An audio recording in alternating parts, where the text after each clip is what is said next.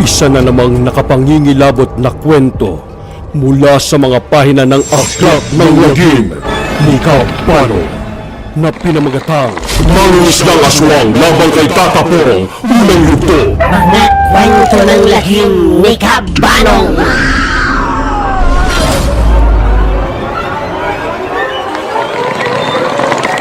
Ang nakaraan, papalapit na sila sa pampang. Bumibilis ang tibok ng puso ni Matt. Alam niyang may mangyayaring hindi maganda pagkalapag nila sa pampang. Papalapit na sila ng papalapit. At nang nasa tapat na sila ng pampang, inilabas na ni Matt ang baryang tanso at ang hiniwang kalamansi sa panyo. Na naamoy kaagad ng uragon ang maasim na amoy ng kalamansi at ang malansang amoy ng tanso. Inihagis kaagad ng aswang na si Rod, si Matt sa buhanginan. Akala mo hindi ko alam ang binabalak mong gawin sa amin, ha? Ang aswang ay mananatiling aswang. Malapit nang pumutok ang araw. Alam kong nangihina ka na at kailangan mo nang kumain ng lamang loob ng tao para lumakas ka. Pero hindi mo yan magagawa hanggat hawak ko ang baryang tanso na ito at ang hiniwang kalamansi. Kaya bitiwan mo na yung si Belen. Unti-unting lumapit si Matt sa aswang. Papalapit siya ng papalapit. Pahina ng pahina ang uragon. Nilumipad ay hindi na kayang gawin ito ng aswang. Napasigaw ng pagkalakas-lakas ang uragon. At saka inihagis ng aswang si Belen kay Matt. Bumagsak si Belen kay Matt na naging dahilan na mabitiwan at maihagis ni Matt ang bagyang tanso at hiniwang kalamansi sa malayo. Palayo sa aswang na uragon. At sapat na ito upang bumalik ang kanyang lakas. At ito lang ang sandaling pinakahihintay ng aswang na si Rod. Agad siyang lumipad at dinakma sa liit si Matt. Pasensya ka naman. Hadlang ka sa mga plano ko. Alam mo naman kung gaano ko kamahal si Belen. Pero ramdam ko rin na may pagnanasa ka sa kanya. Uunahan mo pa ako. At tama ka. Ang aswang ay mananatiling aswang. Kaya kailangan kitang patayin at kainin ang mga lamang loob mo para muli akong lumakas at mawala ka sa landas ko. Uunahin ko na ang iyong puso. Dinig na dinig ko ang kabok nito sa iyong dibdib. Tumigil ka!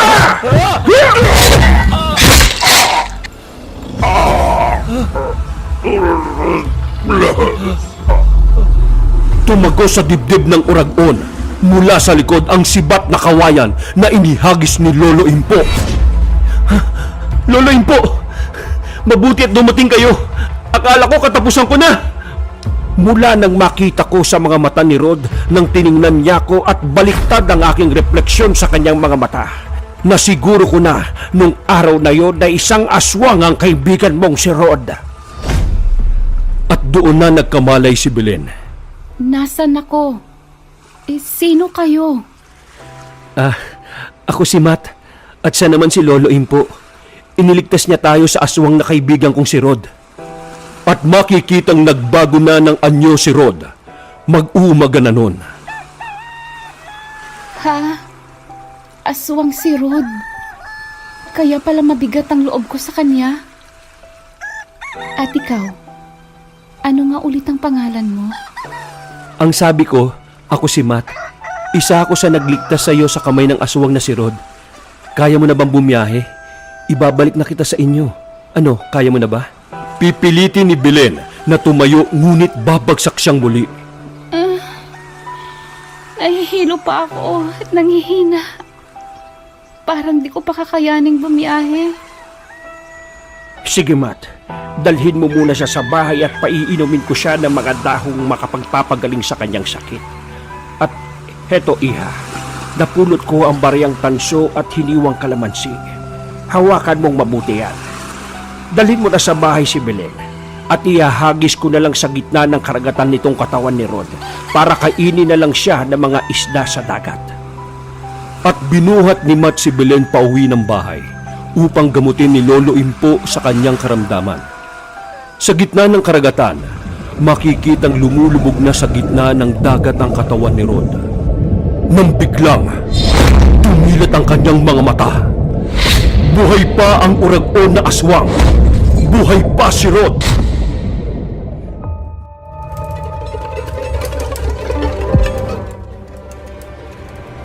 Magandang gabi mga kasangga.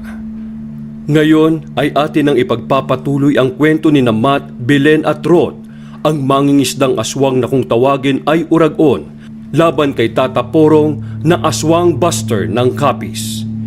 Ngunit bago natin ito ipagpatuloy, ipapaalala ko lang sa inyo na meron tayong shoutout mamaya para sa mga bagong subscribers at mga nag-join sa community ni Kabano. Kaya kung gusto nyong maisama sa shoutout ko sa susunod na video, mag-subscribe at mag-join na kayo. Dahil pag ginawa nyo yan, kayo ay suswertihin ng 1 taon. At ngayon, sa ating pagpapatuloy. Sa bahay ni Lolo Impo, pinainom ng mga halamang gamot si Belen upang ito'y gumaling sa kanyang karamdaman. Nang mga panahong yun, sinalanta ng isang epidemya ang baryo ni Belen at isa siya sa dinapuan ng sakit na nagdulot sa kanya ng sobrang kahinaan. Ito, Iha. Inumin mo ang halamang gamot na ito na makatutulong sa iyong sakit na malaria. Meron itong quinine na mula sa halamang gamot na Cinchona succirubra. Sige na, inumin mo yan habang mainit pa. Maraming salamat po, Lolo. Si Lolo ang albularyo dito sa aming baryo, kaya sigurado ko na mapapagaling ka niya. Siya nga pala, Lolo, maraming salamat po sa pagligtas niyo sa amin kanina. Utang namin sa inyo ang buhay namin. Pero alam mo, Matt, nararamdaman ko na si Rod ay nananatili pa rin buhay. Hindi ba ang sabi ko sa iyo na tanging tanso at kalamansi lang ang pwedeng pumaslang sa aswang na Uragon? Napakalakas nito. Isa itong kakaibang uri ng aswang. Napakarami niyang kakayahan. Bukod sa ito'y nakakalipad, napakatalas rin ang kanyang pandinig at pangamoy. Maaaring di pa alam ni Rod gamitin ang kanyang kapangyarihan. Ngunit kaya rin niyang bumuga ng apoy sa kanyang bibig. At dahil sibat na kawayan lang ang ginamit ko sa kanya, natitiyak kong pansamantala lang itong nawalan ng malay. Ho? Naku, kung ganun pala, Lolo Impo, maaari niya kaming balikan dito. Delikado ang buhay namin ni Belen. Paano po ang gagawin namin, Lolo? Hindi ko rin pwedeng ibalik si Belen sa kanila dahil alam ni Rod ang bahay nila. Pag maganda na ang pakiramdam ni Belen, maaari muna kayong pumunta sa kapatid ko sa Capiz. Kilala siya doon bilang si Tata Porong. Isa rin siyang albularyo at napakarami niyang orasyon. Sa kanya ipinamana ng aming namayapang ama ang libretang pula. Naroroon ang iba't ibang uri ng orasyon para panlaban ng mga kakaibang nilalang, maligno, multo, mga elemento, mga mangkukulam at mambabarang, pati na mga lamang lupa at mga aswang. Karamihan ng anting-anting ng aming ama ay sa kanya na ipamana. Kaya nasisiguro kong mapapangalagaan kayo ni Tata Porong. Kaya nung bumuti na ang kalagayan ni Belen, agad silang gumayak papunta sa Capiz. At habang nasa biyahe sila, sa loob ng bus, tila lahat ng mata ay nakatitig kina Belen at Matt. Kinakabahan si Matt dahil alam niya na ang lugar ng Capiz ay kilala rin sa mga balitang pinamumugaran nito ng mga mangkukulam, mga mambabarang at aswang. Isang matandang babae ang kumausap sa kanila. Iyo, mukhang nanghihina pa ang kasama mo.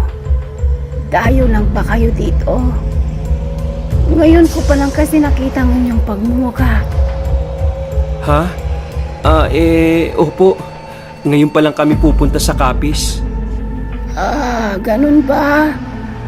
Pwes, mag-iingat kayo.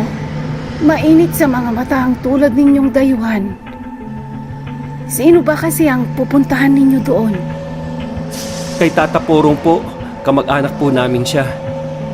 Pagkasabi ni Matt sa pangalan ni Tata Porong, ay agad na umiwas ng tingin at lumayo ang matandang babae na parabang natakot sila sa pangalan pa lang ni Tata Porong. Si Tata Porong ay nakilala bilang aswang buster sa kanilang lugar dahil lahat halos ng aswang at kakaibang nilalang ay kanyang tinalo o pinaslang. Nagpatuloy ang paglalakbay ng bus. Halos liblib na ang lugar papunta kina Tata Porong. Halos mapuno na ang kalsadang binabaybay nila at wala ring ilaw sa kalsada. Bukod sa wala namang streetlights, halos wala rin silang bahay na dinaraanan. Maya-maya ay sumigaw na ang driver ng bus. Sinong bababa ng sakyan dyan? Dito na kayo bumaba. Baka may natutulog dyan, pakigising na lang. Bumaba si Matt at Belen sa baryo kung saan nila matatagpuan si Tata Porong. Halos maggagabi na noon. Nahihilo na sila sa gutom. Iilan lang ang kabahayan doon sa malapit sa istasyon ng bus. At nung tiningnan nila ang paligid, halos lahat ay pinagtitinginan sila. Parang kakaiba ang mga itsura ng mga ito. Mga tao naman sila, ngunit may kakaiba sa kanilang mga mukha. Kung nagugutom na sila, Matt, parang mas gutom pa ang mga taong nakatingin sa kanila. Maaaring gutom sila sa laman ng isang dayuhan. Nag-aalangan na lumapit si Matt at nagtanong sa isang tindahan na may kumpol ng kalalakihan.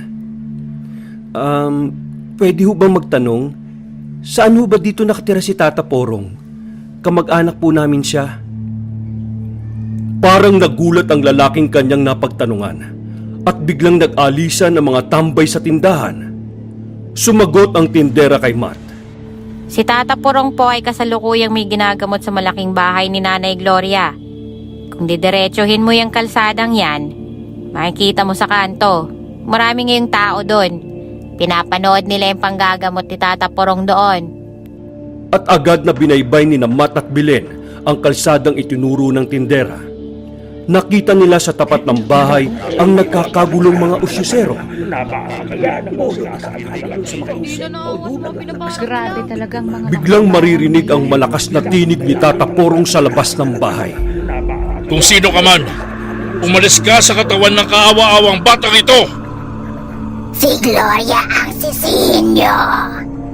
Siya ang pinaghihigantihan ko. Mas masakit sa kanya kung itong anak niya ang papatayin ko. Imbis na siya ang saktan ko. Sabay labas ng napakaraming ipis sa bibig nito. Napaka-demonyo mo talaga. Idinamay mo pa ang walang muwang na batang ito! At inilabas ni Tata Porong ang kanyang mahiwagang itak na mula pa noon ay kinatatakutan na ng lahat ng masasamang elemento, mambabarang, mangkukulam at mga aswang. Itunutok ito ni Tata Porong sa puso't ng bata. Bumulong sa hangin si Tata Porong ng isang orasyon. Isang malakas na simoy ng hangin ang bumalot sa paligid. At biglang isang malakas na sigaw ang maririnig sa loob ng kubo ni Nanay Gloria. Biglang katahimikan. Maya-maya, Nay, nauuhaw ako. Anak ko! Anak! Salamat sa Diyos at ligtas ka na! Tata Porong, maraming salamat po sa pagliligtas niyo sa anak ko. Hindi ko po alam kung paano ko kayo mababayaran. Maraming salamat po. Hindi mo ako kailangang bayaran, Nanay Gloria. Ingatan mo na lang at talagaan mong mabuti ang iyong anak. At sana, dahil sa pangyayaring ito, ay maging aral na sa iyo ito. Huwag ka nang maging malupit sa kapwa mo. Maging mabuti ka na sa mga trabahador mo. Kung maaari, humingi ka ng tawad at pasensya sa mga taong pinagmalupitan mo. Gawin mo yon, Nanay Gloria. Kung ayaw mong maulit pa ang sinapit ng iyong nag-iisang anak. Mabuti at inabutan ko pa siya. Kung hindi, baka nagtagumpay na ang mangbabarang na mapatay ang anak mo. Opo, Tata Porong. Gagawin ko yan, asahan ninyo. Gagawin ko ang lahat para huwag lang nilang saktan ang aking anak. Di ko makakaya kung mawawala pa siya. Mabuti naman kung ganon. Paano, Nanay Gloria? Tutuloy na po ako. at nung palabas na si Tata Porong ng pinto, ay sinalubong sila ni Matt at Belen. Tata Porong! Ako po si Matt. At ito naman po si Belen. Pinapunta kami ni Lolo Impo. Matt? Belen? Iha, napakaganda mong dilag. Asawa ka ba nitong si Matt? Po? Hindi pa po. Hindi po. Si Matt lang po ang nagligtas sa akin sa kamay ng isang aswang.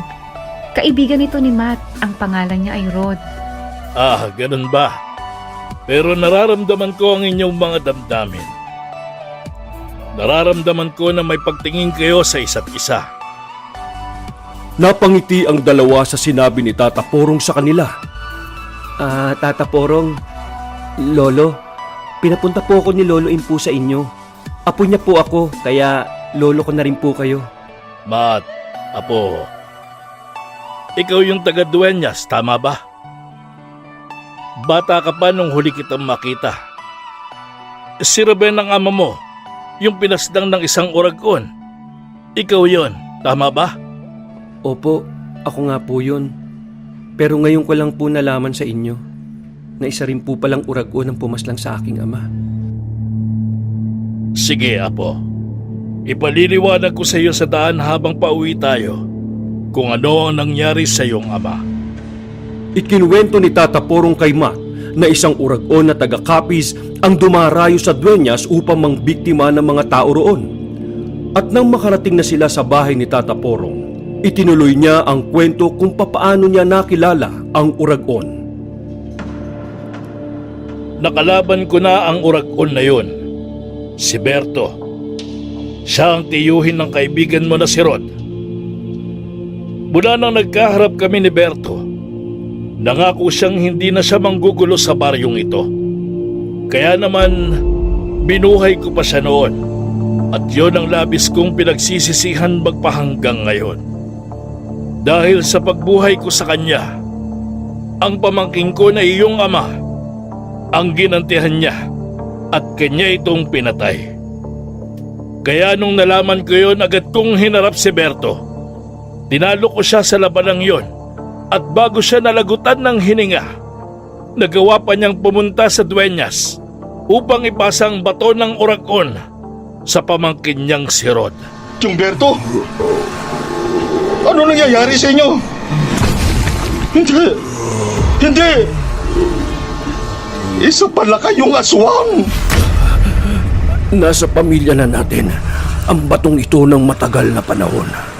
Mula pa sa ating ninuno ang batong ito at nagpasalin-salin na ito sa maraming henerasyon. Kailangan itong mapasa sa isang kamag-anak lamang at hindi pwedeng sa ibang tao. Kung hindi ko ito may papasa, habang buhay ako magdurusa sa sumpang ito ng ating pamilya. Gusto ko na magpahinga. Pagod na ako. Parang awa mo na, Rod. Tanggapin mo na ang batong ito. Magbibigay ito sa iyo ng kakaibang lakas at kapangyarihan. Makakaya mo nang gawin ang lahat ng gusto mo. Nakalaban po siya ni Lolo Impo, pero hindi po niya ito tuluyang napatay. Nag-aalala si Lolo Impo kaya dito na muna niya kami pinatuloy sa inyo dahil sa takot na muli kaming balikan ni Rod. Alam ni Lolo Impo na mas mapapangalagaan niyo kami dito. Nang gabing yaon, matapos kumain ni Tata Porong, Matt at Belen ng hapunan, sinabihan silang dalawa ni Tata Porong na huwag basta-basta maglalabas ng bahay paggabi na. Lahat ng gagawin nila ay tapusin na nilang gawin bago mag-alas 6 ng gabi. Paliligo, pagbabanyo, basta pagsapit ng alas 6, dapat nasa loob na sila ng bahay.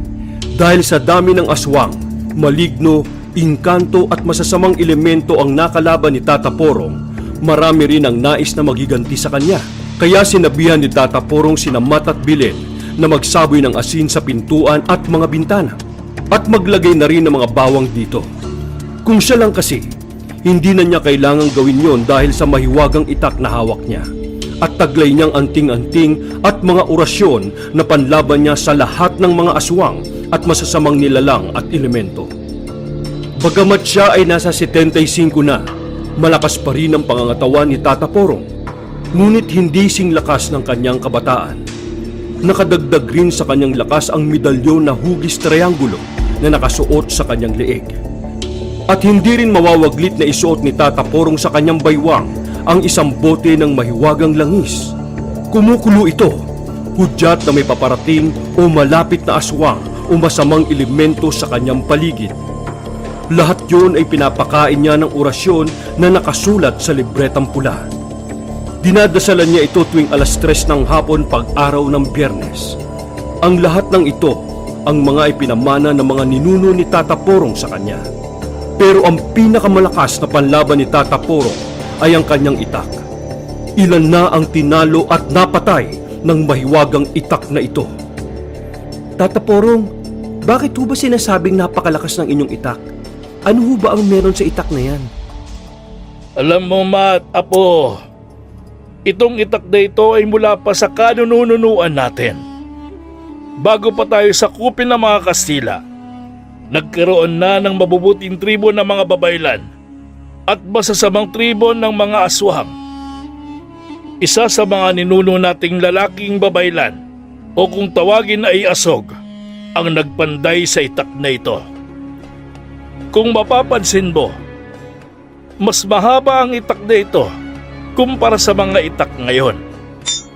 Pinanday sa isang matibay na bakal na asero at ito ay may pinagsama-samang tanso, pilak.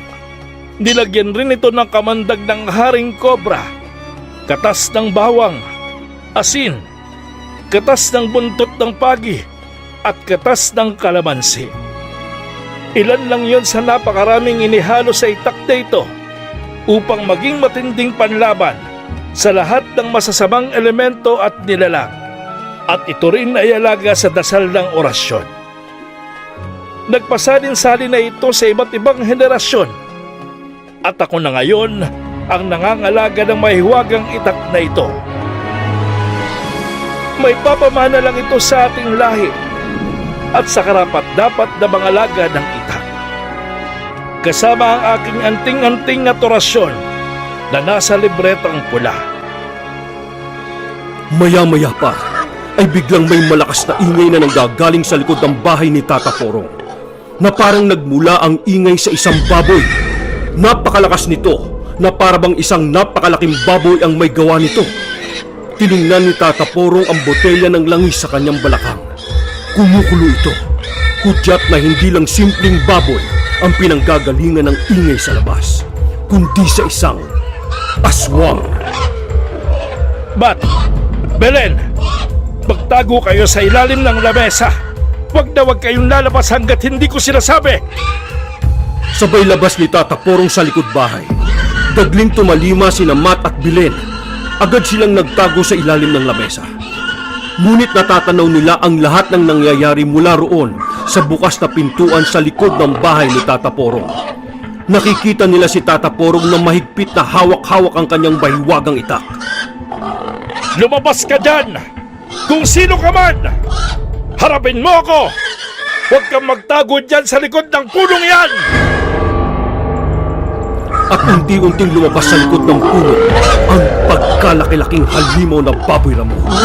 Nabalot na balot ng nangingitim na nakatindig na mga balahibo. Namumula ang mga mata nito na nanlilisik na nakatitig kay Tata Porong. Sumigaw ng napakalakas ang halimaw at sapat na ang liwanag ng buwan upang makita ang matatalas na pangil nito. Nakita rin ito ni Belen habang nakatago sila sa ilalim ng lamesa. Kitang-kita nila ang pangyayari sa nakabukas na pintuan mula roon. Sa sobrang takot ay di napigilang mapasigaw ni Belen. At dahil doon, nakita sila ng halimaw ng mapalingon nito sa pintuang nakabukas sa likod ng bahay ni Tata Porong. Nakita niya ang dalawang nakatago sa ilalim ng lamesa. Ang walang kalaban-laban na sina Mat at Belen. Mabilis na sinugod ng halimaw ang dalawa.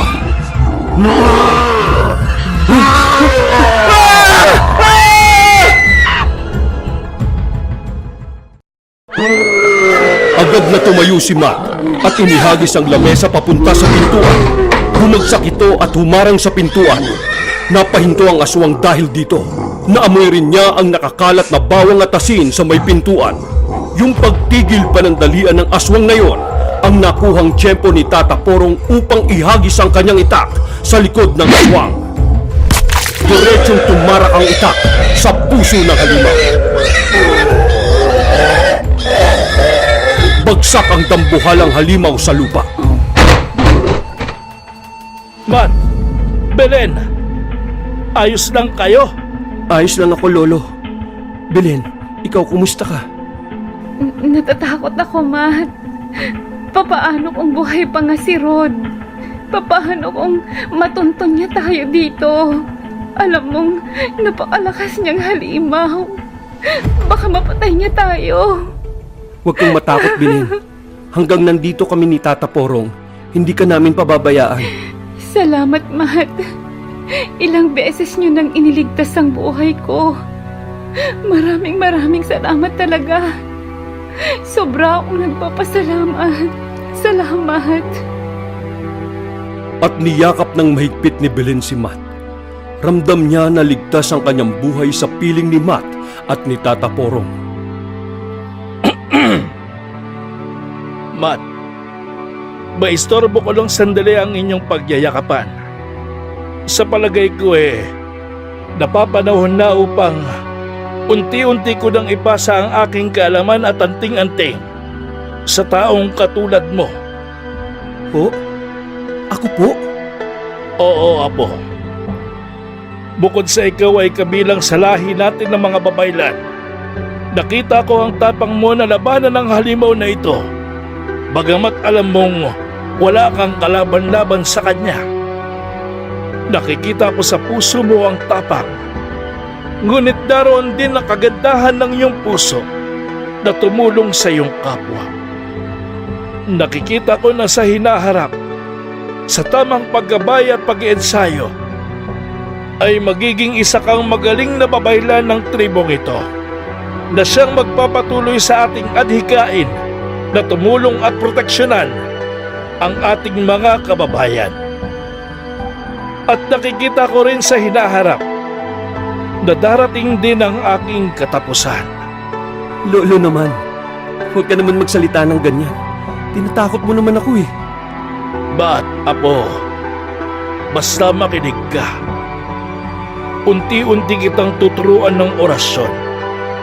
Ibabahagi ko sa iyo kung paano at saan mo gagamitin ang mga orasyong ito. At tuturuan kita ng paggamit ng itak para sa pakikipaglaban. Basta humanda ka, Apo. Nakikita ko ang mas matinding pakikipaglaban natin sa hinaharap. Sige na, magpahinga na kayo. Ililibing ko lang muna ang aswang na napatay natin sa kakahuyan. Magsara kayong mabuti ng mga pinto at mga bintana. At dinala na nga ni Tata Porong sa kakahuyan ang labi ng aswang upang ilibing ito dito.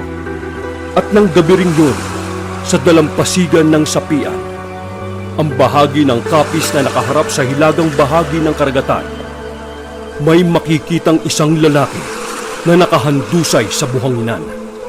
Tay! Tay! Umarini kayo! Dali! May taong nakahandusay dun sa buhanginan. Palagay ko ay buhay pa ito. Humahangis na dumating si Tatay Teban upang tingnan kung sino ang taong yun. Aba, dayuhan to dito ah. Buhay pa to. Humihinga pa siya. Pero may malaking sugat siya sa dibdib. Dali ka, dalhin natin siya sa kubo. Agad na binuhat ng mag-ama yung taong nakuha nila sa buhanginan. Di nila napansin sa di kalayuan. Naroroon ang kawayang sibat na may bahid rin ng dugo. Dugo ng isang urag-on. Ang urag-on na si Rod ay napadpad sa baybaying dagat ng sapian sa may kapis, kung saan naroroon rin sina Matt at Belen. Sa bahay nila Tatay Teban, nagkamalay na si Rod. Tinatapalan ng halamang gamot ni Tatay Teban ang sugat sa dibdib at likod ni Rod.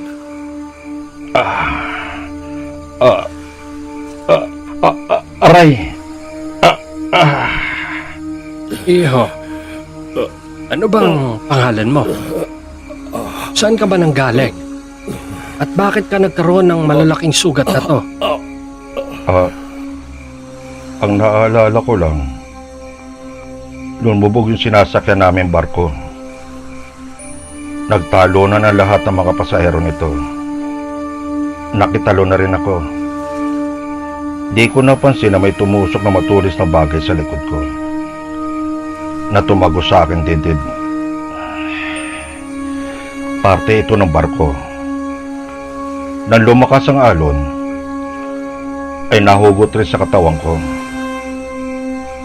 Bago ako nawala ng malay, ay nakakapit ako sa isang malaking tabla na kahoy na lumutang-lutang. Pagkatapos nun, di ko na alam ang mga sumunod na pangyayari. Ganun ba? Parang wala naman kaming nabalita ang lumubog na barko. Ay nako, napakahirap na nandito kami sa liblib na lugar ng aming baryo. Di na kami inaabot ng mga balitang yan. Abay, maswerte ka at nabuhay ka sa kabila ng tinamumong sugat. Pero sa tingin ko naman ay makakatulong yung halamang gamot na tinapal ko sa sugat mo. Mabuti pa kumain ka na muna. Teka. Sonya! Sonya! Nasaan na ba yung sabaw na pinainit ko sa'yo? Dalhin mo na nga dito, iha. Maya-maya pa ay pumasok na ng kwarto si Sonya. Dala-dala ang isang bangkok ng mainit na sabaw. Eto na po, Tay. Tinolang manok. Pasensya ka na at medyo kunti na lang yung natira sa ulam namin kanina. Manong... Rod na lang itawag mo sa akin. Pero wag mo naman akong tawagin Manong. Di pa naman ako ganun katanda eh. Ganun po ba, Manong? Rod pala. Baka gusto mo ng sausawan? Ipaghihiwa kita ng kalamansi at ilalagay ko sa patis. Huwag na. Hindi na, medyo nangangati ako pag nakakakain ako ng pagkain may kalamansi at patis. Kaya hindi na rin ako kumakain ng kalamansi. Ganun ba? Kakaibang sakit naman yan. Nangangati ka sa kalamansi. Oo nga ho eh. Sarap pa naman din sana ang sausawang patis at kalamansi. Oh, siya. Ubusin mo na yan at pagkatapos ay magpahinga ka na, ha? Lumabas na ng kwarto sina Tatay Teban at Sonya. Pero sumulya pa ng huling tingin si Sonya kay Rod at ginantihan naman ng ngiti ni Rod si Sonya. Pagkalabas ng dalawa, napaisip si Rod. Hinang-hina na siya. Hindi maaaring tinola lang ang kainin niya para bumalik ang kanyang dating lakas. Bilang uragon, kailangan niyang manggahasa ng babae at kumain ng lamang loob ng tao. Ngunit naisip niyang hindi niya gagalawin ang magamang ito. Ito ang makakatulong sa kanya na may matuluyan siya sa lugar na yon habang nagpapalakas siya upang muli niyang hanapin si Belen at si Matt. Kung nasaan ka man, Belen, hahanapin ko kayong dalawa ni Matt. Kung inagaw ka man sa akin ni Matt, babawiin kita sa kanya. At sisiguruhin ko sa pagkakataong ito, mapapasa akin ka na, Belen. At mapapatay ko na rin ang traitor kong kaibigan na si Matt.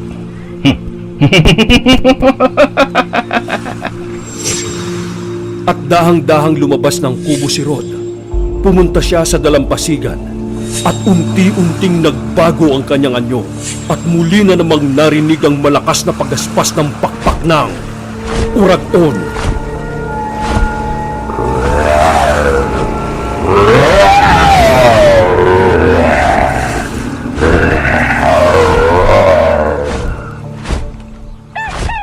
Kinabukasan, maaga pa lang, isang binatilyong kapitbahay ni Tatay Teban ang naghatid ng isang nakakatakot na balita.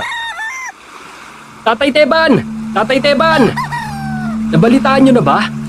May natagpuan na namang isang babae sa palayan. Ginahasa to bago pinatay. Wakwak ang dibdib at halos subos ang lamang loob nito. At sa hindi kalayuan, isang lalaki rin ang nakitang wakwak ang dibdib at wala na rin naman loob to. Nako, narito na naman tayo.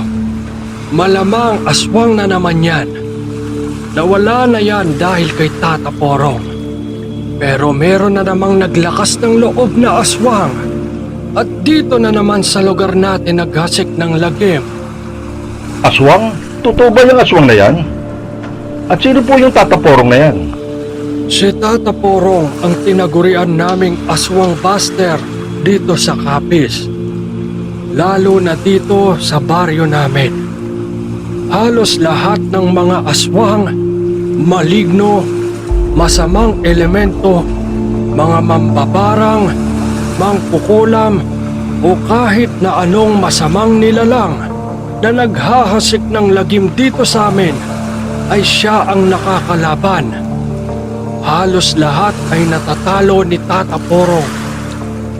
Mula nang dumating si Tata Porong ng mga dekada 60 dito sa amin, hanggang ngayon, dekada 70 ay nananatiling tahimik ang aming lugar. Napakalakas ng taglay niyang anting-anting at lalo na ang hawak niyang mahiwagang itak. Nagawa sa tanso at iba't ibang panlaban sa mga masasamang nilalang. Dagdag pa ang kanyang medalyon na nagbibigay sa kanya ng kakaibang lakas. Kaya halos lahat ng aswang dito sa amin ay nangawala. Hindi kasi ako naniniwala sa aswang eh. Pero kung totoo man yan, maswerte kayo. At may isang tataporong kayo dito na siyang lumalaban para sa inyo. Magaling namang gagamot rin si Tata Porong. Gusto mo, ipagamot natin ang sugat mo sa kanya? Hindi na ko. Maayos na itong sugat ko. Medyo malakas na ang pakiramdam ko. Ganun ba? Taga saan ka ba? Saan ka ba pupunta bago lumubog ang barkong sinasakyan mo? Wala na po akong pamilya. Ulila na akong lubos. Bumiyahe sana ako para maghanap ng swerte sa Maynila. Pero ganun nga po ang nangyari. Ganun ba? Kung gusto mo, dumito ka muna. Pupunta ako ngayon sa Talipapa. Magbabagsak ako ng mga tahong, talaba at iba pang isda sa mga suki ko doon. Kung gusto mo, sumama ka para makita mo ang lugar namin. Ay sige ho. Para matulungan ko rin kayo dyan sa mga kalakal ninyo. Oy, Sonia! Aalis muna kami ni Rod sandali. Pupunta kami sa Talipapa. Ikaw na muna ang bahala dito sa bahay, ha? Opo, Itay. Magluluto na rin ako ng pananghalian. Para pagdating nyo, makakain na rin kayo. At umalis na papuntang Talipapa sina Rod at Tatay Teban. Naisip ni Rod na tumulong-tulong na rin muna siya sa pangkabuhayan ni Tatay Teban para naman may silbi siya sa matanda kung sakaling magtagal siyang tumira doon sa kanila. Samantala, sa bahay ni Tata Porong, makikitang sinisimulan na niyang turuan si Matt ng paunti-unti na mga orasyon mula sa libretang pula. Medyo nahihirapan si Matt na magkabisa dahil sa Latin ang mga orasyon. Una niyang kinabisa ang mga orasyon na panlaban sa mga aswang dahil nga bilang paghahanda sa muli nilang paghaharap ni Rod. Lumipas ang panahon, nagsimula na rin mag-ensayo si Matt. Tinuturuan si Matt ni Tata Porong ng tamang paghawak ng mahiwagang itak upang gamitin sa pakikipaglaban. Si Bilan naman ay pinagsisilbihan si Matt. Pagkatapos niyang mag-ensayo, binibigyan niya ito ng tuwalya at bagong t-shirt upang palitan ang pinagpawisan ng damit ni Matt. Nung gabing yaon, matapos maghapunan ni Tata Porong, Matt at Belen, maagang nagpahinga ang tatlo. Matt, maraming salamat talaga sa lahat ng ginawa mo sa akin. Utang ko sa iyo ang buhay ko. Makailang beses mo na akong iniligtas sa mga aswang na yan. Una, kay Rod na isang oragon. At nung unang araw natin dito kay Tata Porong, ay niligtas niyo rin ako ni Tata Porong sa aswang na malababoy ramo. Wala yun, Belen. Sa totoo lang, tama ang sinabi ni Tata Porong sa atin nung una niya tayo makita. May nararamdaman naman talaga ako sa iyo eh. At alam kong ganun ka rin naman sa akin. Mahal kita, Belen. Nung una pa lang kitang makita, ay may naramdaman na ako sa iyo. Kaya naman, ibinubuwis ko ang buhay ko para sa iyo. Ganon rin naman ako sa'yo, Matt.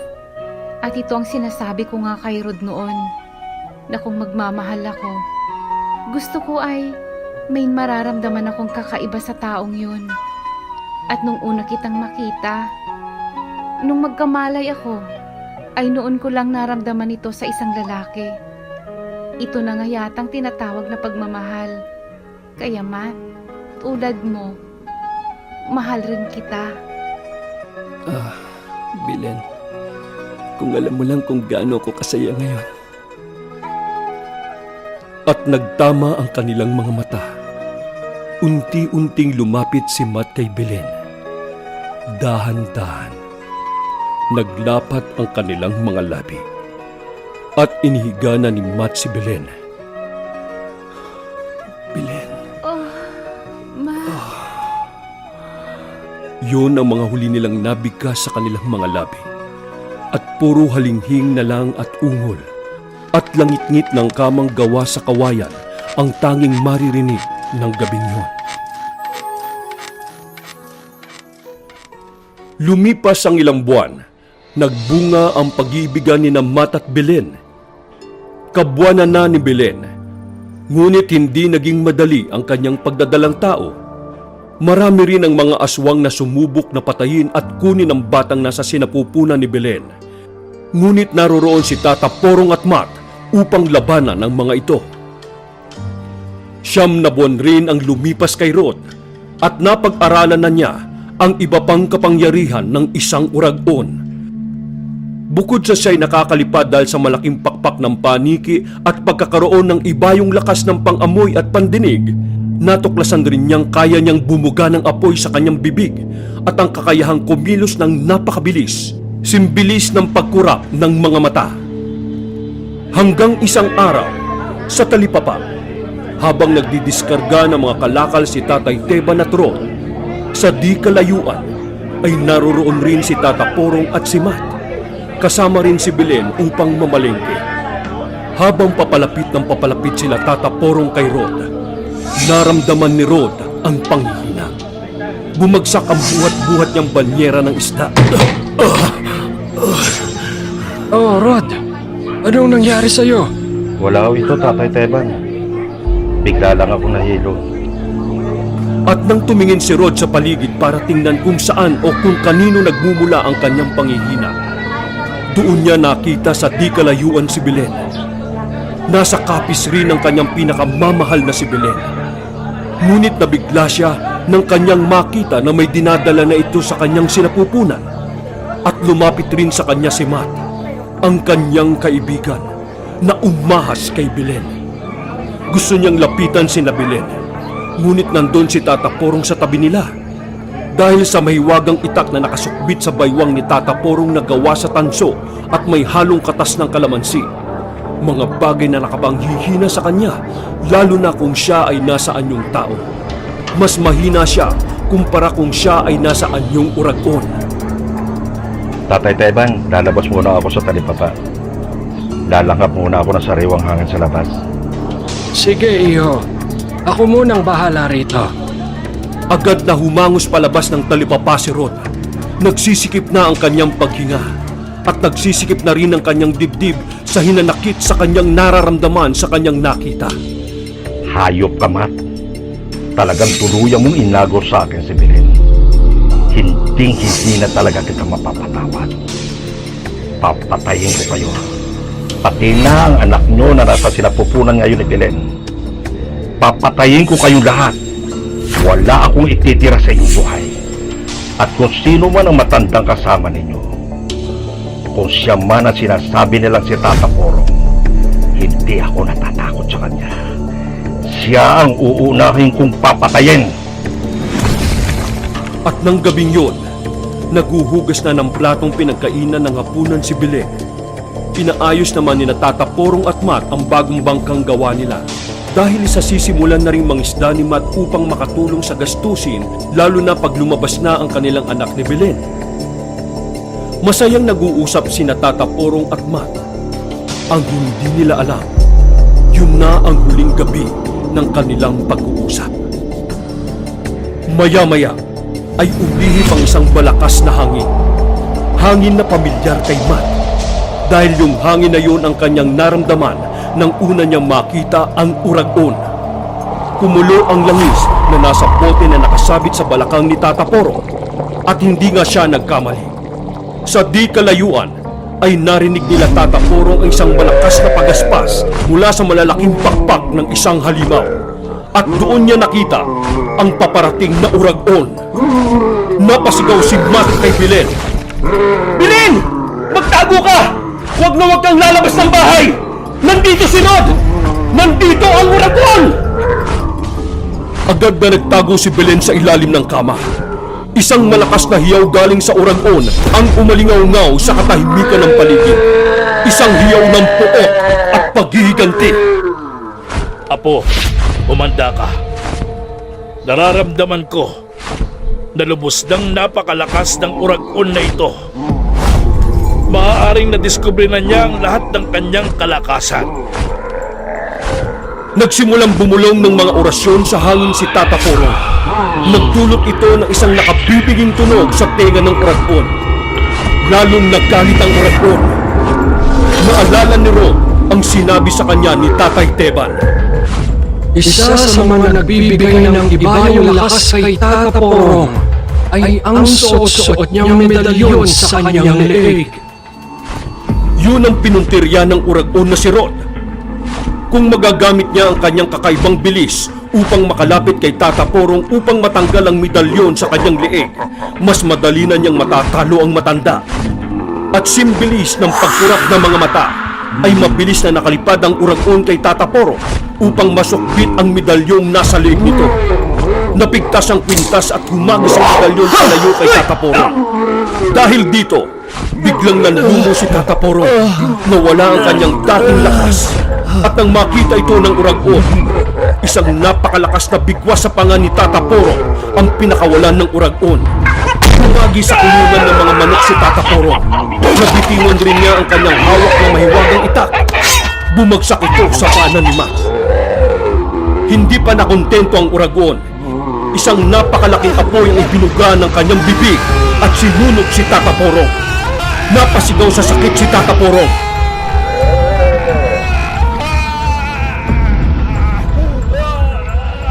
Agad na pinulot ni Matt ang mahiwagang itak at inihagis ito sa uragon. Wag! Itigil mo yan, Rod! At nadaplisan sa leeg ang uragon na si Matt dahil sa tanso at katas ng kalamansi na nasa mahiwagang itak. Nang hina kaagad ang uragon at dali-dali itong lumipad papalayo. Hindi ba tayo tapos, Matt? Babalik ako! Babalik ako upang kayong dalawa naman ni Belen ang papatayin ko! Babalik ako! Agad na kumuha ng kumot si Matt upang balutin si Tata Porong nito at para mapatay ang apoy na bumabalot sa kanyang katawan. At nang mapatay na ang apoy, Tata Porong! Tata Porong! Magsalita kayo!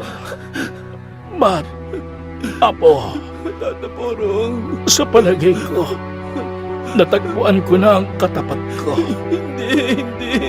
Nakita ko nang darating ang mga sandaling ito.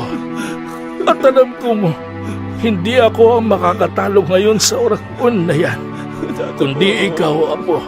Hindi po. Ikaw ang nakikita kong posibleng makatalo sa uragon. Ngunit, maaari ka rin niyang matalo. Kaya pakiusap.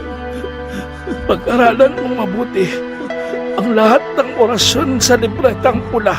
Opo. At mag-ensayo ka pa sa paggamit ng mahiwagang itak. Opo. Sa iyo nakasalalay ang kaligtasan ninyo. Opo. At ang kaligtasan ng baryo nating ito laban sa masasamang nilalang. At higit sa lahat, laban sa uragon. Hindi, Tata Porong. Hindi ka maaaring mamatay. Tayo ang lalaban sa Uragon. Hindi ko kaya ito nang wala ka. Tata Porong! Tata Porong!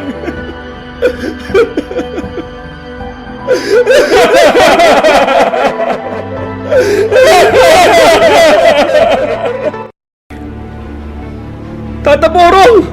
Tata Porong! Hindi ka maaaring mamatay! Hindi!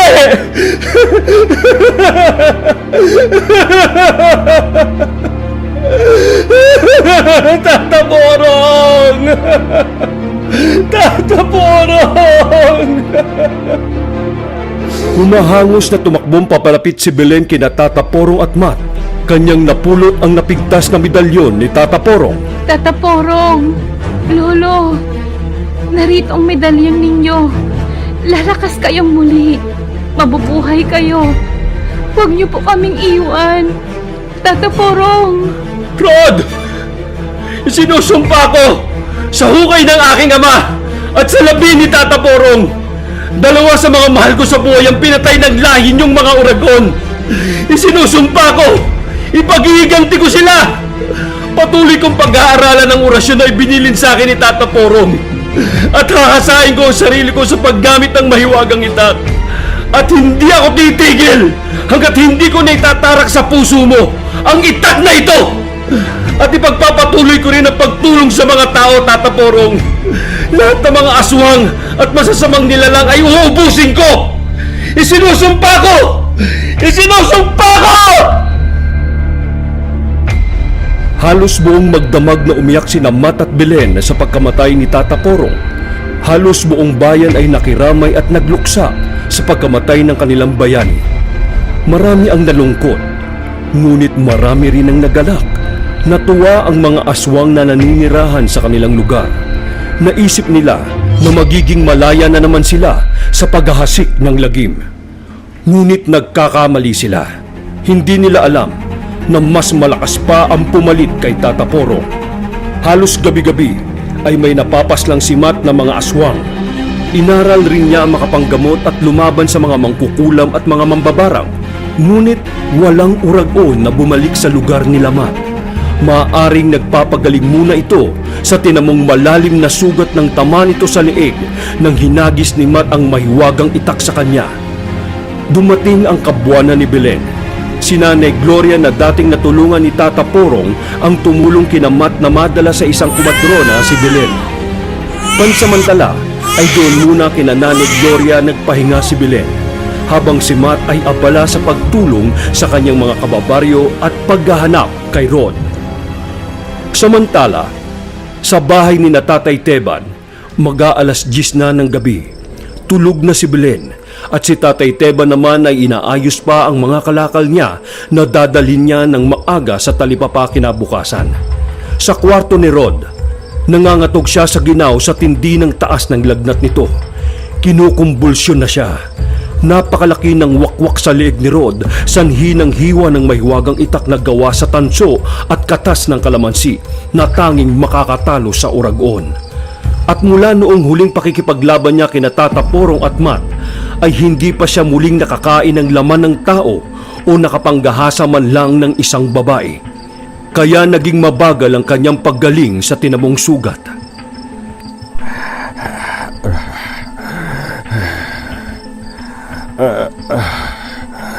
Hindi ko na kaya to. Nagtututa na si Tatay Teban sa tinamo kong sugat. Hindi na sila naniniwala na sa aksidente ko na naman nakuha to. Dahil ilang linggo na rin itong hindi ko magaling. Kahit ano pang halamang tao na itapal niya dito. Paano ba naman hindi ito gagaling? Hindi na ako nakakakain ng laman loob ng tao. At nakakapaghahasa man lang ng isang babae.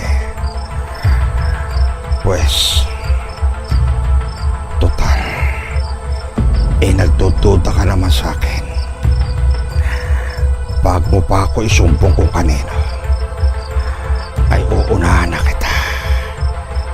nasaan na ba ang matandang yon? Tatay Teban! Tatay Teban!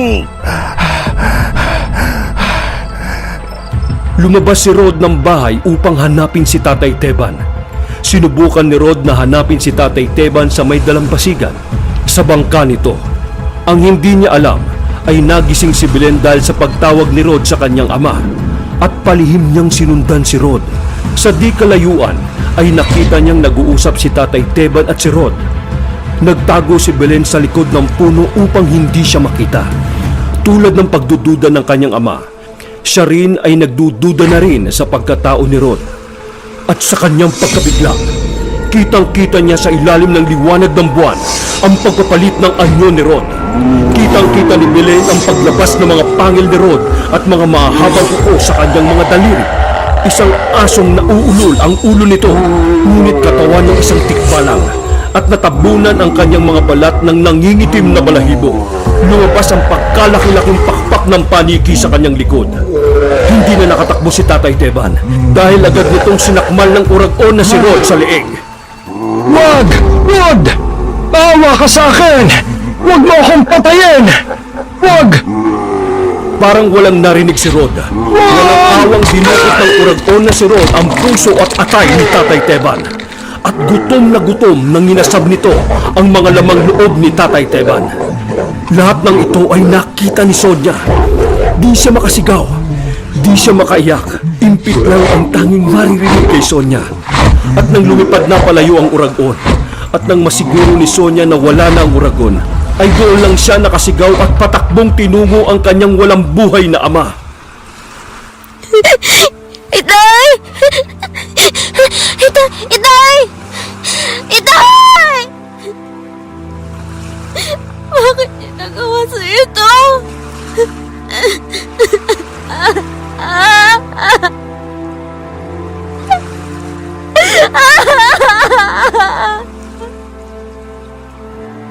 Demonyo ka talaga, Ron! Pagkatapos ka namin tulungan, alagaan at ituring na para ka pamilya.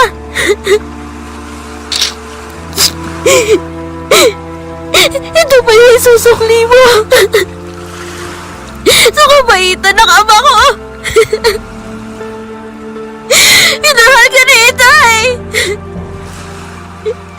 Minahal na rin kita. Minahal na rin kita. Ngunit lahat ng pagmamahal na yon, binaliwala mo.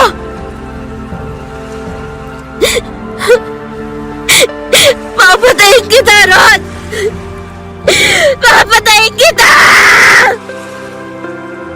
At naalala ni Sonia ang unang araw na nakita nila si Rod sa dalampasigan at dinala nila ito sa kanilang bahay. Eto na po, Tay. Tinolang manok. Pasensya ka na at medyo kunti na lang yung natira sa ulam namin kanina. Manong... Rod na lang itawag mo sa akin. Pero wag mo naman akong tawaging Manong. Di pa naman ako ganun katanda eh. Ganun po ba, Manong? Rod pala. Baka gusto mo ng sausawan? Ipaghihiwa kita ng kalamansi at ilalagay ko sa patis. Huwag na. Hindi na, medyo nangangati ako pag nakakakain ako ng pagkain may kalamansi at patis. Kaya hindi na rin ako kumakain ng kalamansi. Kalamansi. Ito ang pagkain hindi na binili at hinain sa hapagkainan nila Sonia mula nang tumira si Rod sa kanila. Naisip ni Sonia na maaaring ang kalamansi ay pwedeng makapatay sa aswang na uragon. Hindi na siya nagsayang ng oras pa. Walang masama kung susubukan niyang pakainin ng pagkaing may kalamansi si Rod. Kailangan niyang magmadaling umuwi. Kailangan niyang maunahang makauwi si Rod sa bahay. At nang makarating si Sonia sa bahay, ay agad niyang ininit ang paboritong ulam ni Rod na ginataang suso. At nilagyan niya ito ng katas ng napakaraming kalamansi na nakuha niya sa bakuran ng kanilang kapitbahay. Maya-maya pa ay narinig na niya ang pagaspas ng pakpak ng uragon na si Rod. Maaring nang biktima pa ito ng iba bago ito bumalik. At mula sa likod ng bahay ay pumanhik si Rod ng walang suot na t-shirt at nakapantalon lang ito. Sonya, gising ka pa pala. Anong ginagawa mo? Ginutom ako eh. Kaya ininit ko yung paborito mong ulam. Para sana saluhan mo akong kumain ngayon. Kaso, pagtingin ko sa kwarto mo, wala ka naman dun. Ganon din si Itay. Wala kayo pareho. Saan ka ba nanggaling? Nag-aalangang sumagot si Rod. Ayaw pa rin sana niyang patayin si Sonya dahil medyo napamahal na rin sa kanya ang babae. Galing ako sa dalampasigan. Tinutulungan ko si Tatay Teba sa mga kalakal niya para bukas. Tapos, naligo na rin ako sa likod bahay. Kaya wala akong suot na t-shirt. Pasensya na ha. Hindi ko naman alam na gising ka na eh. Ganun ba? Sige, mukhang gutom ka na. Mabuti pa kumain ka na muna ng paborito mong ginataang suso. Dahil sa nabalot ng gata at masarap na amoy ng suso, di na amoy ni Rod na may kalamansi pala ang ulam na inihain ni Sonya. Huli na nang malasahan niya ito. Ano to, Sonya? Anong nilagay mo dito sa pagkain ko? Kalamansi, Rod. Ang kinaayawan mong kalamansi! Akala mo ba? Hindi ko nakita ang ginawa mong pagpatay sa itay ko! Sa kabila ng ginawa namin para sa'yo! Ito pa! Ito pa yung igaganti mo sa amin! Ha? Walang iya ka! Ngayon, Rod, mamamatay ka! Mamamatay ka! Ano, Rod? Nasaan ang lakas mo? Hindi ba halimaw ka? Bakit hindi mo ilabas yung pagiging halimaw mo? Kalamansi lang pala yung katapat mo eh. Nagtatatakbong palabas si Rod sa labas ng bahay. Hindi na siya makahinga. Unti-unti nang nasusunog ng kalamansi ang daanan ng kanyang hininga. Pero biglang natigilan si Rod. Tama, kailangan niyang mag-anyong uragon para sunugin ang kanyang lalamunan na may kalamansi sa pamamagitan ng pagbuga niya ng apoy. Hindi na nagsayang ng oras si Rod. Agad siyang nagpalit ng anyo bilang uragon at bumuga siya ng pagkalakas-lakas ng isang napakalaking apoy na naging dahilan ng pagliwanag ng kalangitan. At ang liwanag na rin na yun mismo ang naging daan upang makita ni Matt kung nasaan si Rod ng mga oras na yon. Bilin, mahal, pakiabot sa akin ang mahiwagang itak. Nakita ko na kung nasaan ngayon si Rod. Hindi ko na palalagpasin ito. Ngayong gabi, ngayon ko na tatapusin ang kasamaan ng uragon na yan. Mag-iingat ka, mahal. Ipaghiganti mo para sa akin si Tata Porong. Ipangako mo, uuwi ka sa akin ng buhay. Oo, mahal. Pangako. At pakaingatan mo rin ang ating anak. Mahigpit na yakap ang binigay ni Belen kay Matt. Isang yakap na nakadagdag sa lakas kay Matt. At bago umalis si Matt, ay tinawag siya ni Nanay Gloria. Matt, gamitin mo na yung kabayo dun sa karetela para maabutan mo ng halimaw na yon. Sige, Aling Gloria. Maraming salamat po. Kayo na ang bahala kay Belen. Babalik ako. Pangako! At dali-dali, nangabayo si Matt papunta sa kinaroroonan ni Rod. Hiya! Hiya! Hiya! Samantala, bagamat nangihina pa si Rod at di pa lubusang natatanggal sa kanyang lalamunan ang katas ng kalamansi, binalikan niya si Sonya sa bahay upang patayin ito sa ginawa nito sa kanya.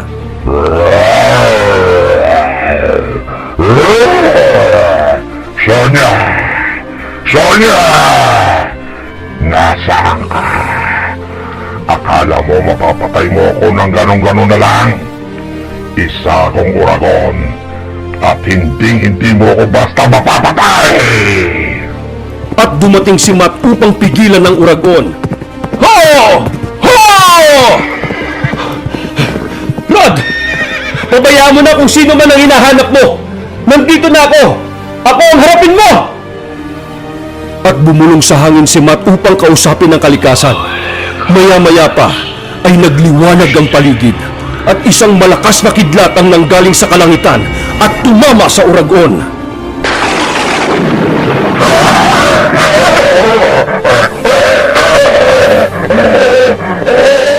Humagi sa kakahuyan ng uragon. Muli, umusal ng orasyon si Matt upang patamaan ang kidlat ng uragon. Ngunit bago niya nagawa yon, ay nakakilos na mabilis ang uragon at nasunggaban niya si Matt. At ang bubugahan ng apoy ng uragon si Matt, ay nakausal ng isang orasyon si Matt upang utusan ng sanga ng mga puno na kapitan ng mga braso at paa ng uragon. At takpan ang bibig nito upang di na makabuga ng apoy. Nabitiwan ng uragon si Matt. Nagpupumiglas ang uragon.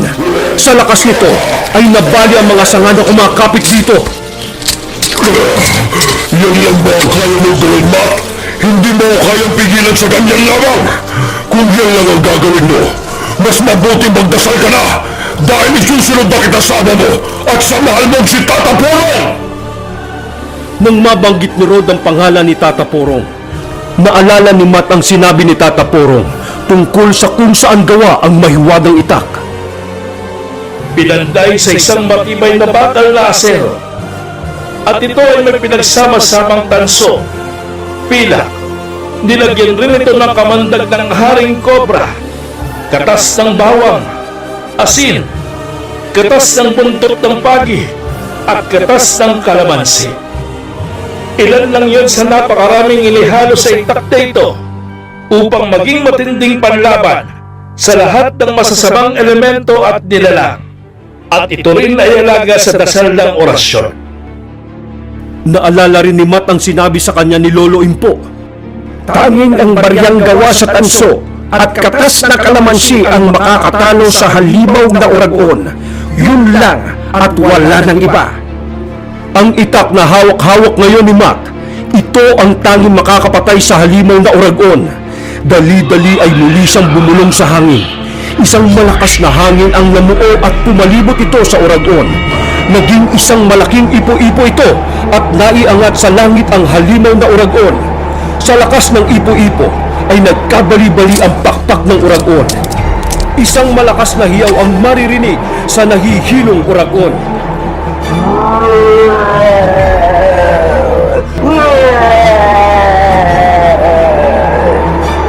At nang nasa itaas na ito, ay biglang tumigil ang ipo-ipo.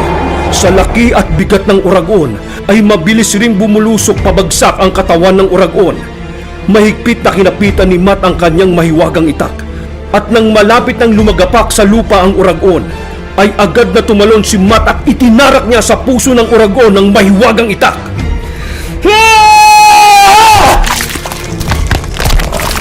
At nang lumagapak ang katawan sa lupa ng uragon, ay unti-unting bumalik ito sa dati nitong anyo. Nailuwa nito ang bato ng uragon. Muling bumalik si Rod na matalik na kaibigan ni Matt.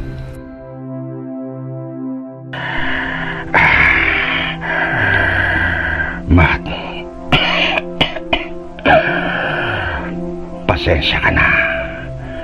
Nabalot ang aking puso at isipan ng selos at paghihiganti.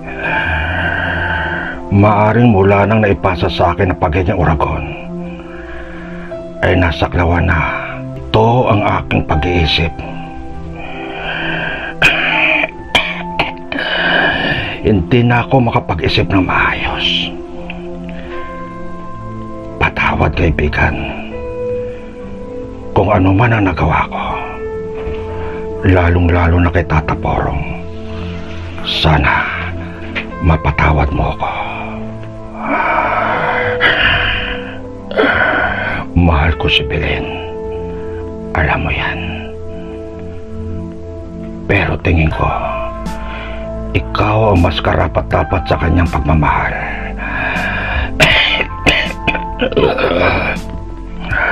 Pagkaingatan mo siya.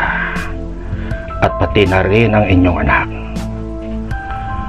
Sana mapatawad mo ako, kaibigan. Ihingi mo na rin ako ng tawad kay Belen.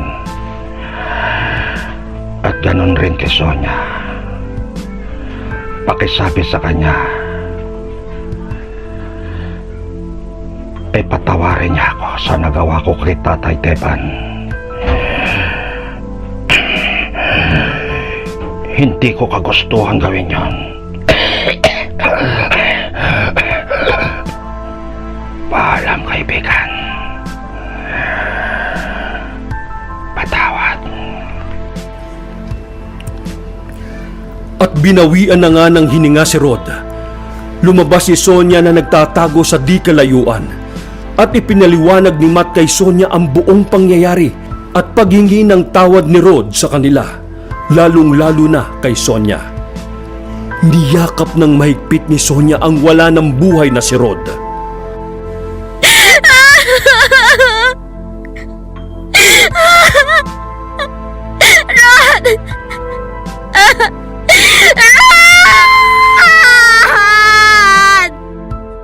Nakakalungkot man, kahit papano ay nagbalik sa dating matinong katauhan si Rod at kahit sa huling sandali ng kanyang buhay ay nakahingi pa rin siya ng tawad sa kanyang mga nagawang kasalanan. Kumalat sa buong lugar ni Matt ang nagawa niyang pagpaslang sa isang napakalakas na uragon. Maraming mga aswang na natakot ng dumayo sa teritoryo ni Matt, ang sumunod na aswang buster ng kanilang lugar. Tinuruan rin niya si Belen ng ilang mga orasyon at binigyan rin niya ng ilang anting-anting upang kahit na wala si Matt, ay maipaglaban niya ang kanyang sarili laban sa masasamang nilalang. Isinama na rin ni Matt si Sonia at itinuring na nila itong isang kapatid. At mula nga noon ay napangalagaan na nina Matt at Belen ang kanilang baryo na isang liblib na lugar sa Capiz. Isang araw, sa kagubatan kung saan huling naglaban si Matt at ang uragon, may isang binatilyo ang nangangahoy sa lugar na yon. Aba, ano yun? Bakit may kumikintab doon? Aba, ganda naman ito. Isang bato. Isang bato na kumikintab. At ang batong yon ay walang iba kundi ang bato ng uragon.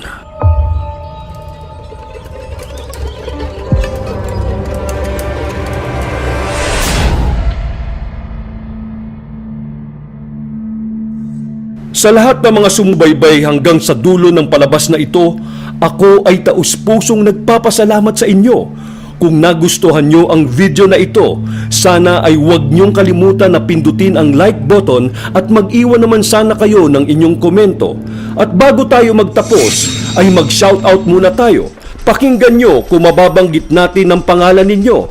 Shoutout kina Daisy Bernal Sarin, Drevatus Ostriminus, Pacbet Horror Animation, Blind Street, Billy Swift, Ami Pestaño Agarado. At pinasasalamatan ko si Shasha Sudario bilang kasangga ni Kabanong Community Member for her second month membership. Nagpapasalamat rin ako sa mga nakakulab ko na mga malulupit na voice artist.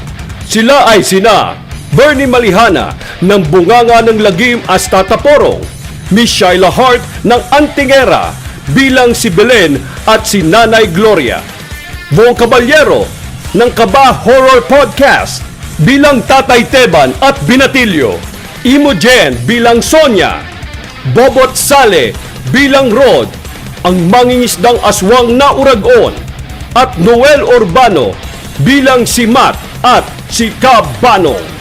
Story by Bobot Sale. Written by Noel Urbano. Maraming salamat sa inyong lahat. Hanggang sa muli nating pagsasalaysay dito lang sa Akla ng Lagim ni Kabanong.